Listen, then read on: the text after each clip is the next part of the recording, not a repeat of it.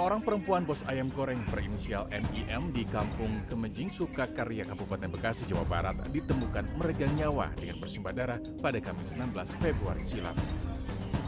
Korban MIM tewas diduga akibat dihantam tabung gas LPG 3 kg di bagian kepala. 1 hari berselang, polisi menangkap 2 terduga pelaku yang merupakan anak buah korban. Dan mirisnya, 1 di antara pelaku baru berusia 14 tahun.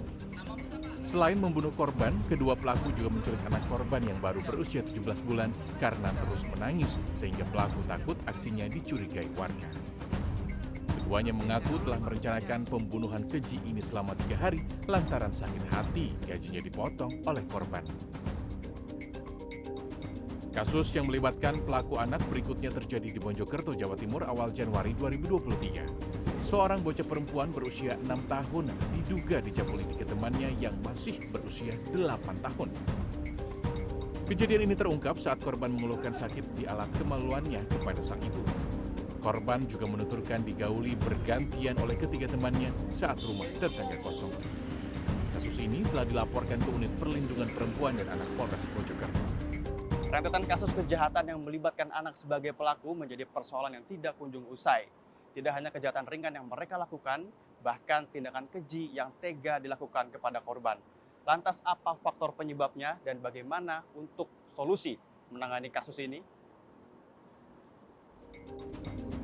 Menurut psikiater Kresno Mulyadi, tindakan keras saat mendidik anak bisa menjadi faktor penyebab anak melakukan tindak kekerasan.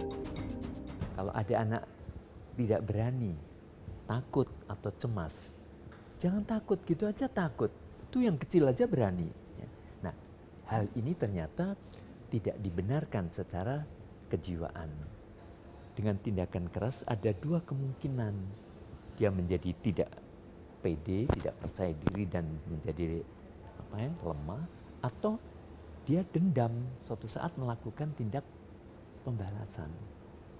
Kasus-kasus anak yang misalnya melakukan penusukan, melakukan pemukulan atau terpengaruh dalam kondisi misalnya ekonomi, akhirnya ada titik temu yaitu kekerasan-kekerasan tadi itu. Berdasarkan Undang-Undang Peradilan Pidana Anak, seorang anak di rentang usia 12 hingga 18 tahun yang diduga pelaku kekerasan memiliki status ABH atau anak berkonflik dengan hukum. Data KPAI menunjukkan pada 2018 jumlah pengaduan kasus anak berhadapan dengan hukum sebagai pelaku meningkat menjadi 1.099 kasus. Angka ini terus turun hingga 2022 sebanyak 53 kasus. Namun, data tersebut belum termasuk data kasus yang tidak terlapor.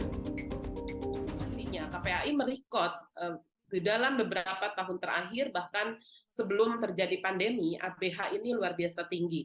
Ya, kalau kita melihat sisi korban itu kan jauh lebih tinggi lagi, dan tentu bukan berarti satu orang bisa beramai-ramai anak ini menjadi pelaku, bahkan bisa lebih dari 1 kali, atau bisa juga dia sebagai residivis gitu ya, melakukan lagi setelah ada proses dia melakukan kembali. Yang tertinggi itu adalah anak korban dan pelaku kekerasan fisik, dan yang kedua adalah anak pelaku pencabulan. Peneliti ASA Indonesia Reza Indragiri beranggapan penakaran risiko atau risk assessment harus dilakukan untuk menekan angka kejahatan yang dilakukan oleh anak. Menurutnya terdapat 3 area yang menjadi refleksi perilaku anak dan harus segera dibenahi. Risk assessment atau penakaran risiko adalah sebuah proses untuk mencari tahu tentang sebab musabab mengapa ada anak yang melakukan kejahatan. Dan berlanjut dengan bagaimana caranya agar anak tidak mengulangi perbuatan itu kembali. Tak lebih tak kurang merupakan refleksi dari kehidupan di rumah. Keluarga memiliki peran penting dalam membentuk karakter anak. Perlakuan seperti membangun komunikasi yang baik dengan anak, menaruh rasa empati pada kondisi hati anak, dan memberikan validasi serta apresiasi terhadap pencapaian anak dalam hal kecil sekalipun bisa menjadi langkah preventif bagi anak untuk melakukan kejahatan.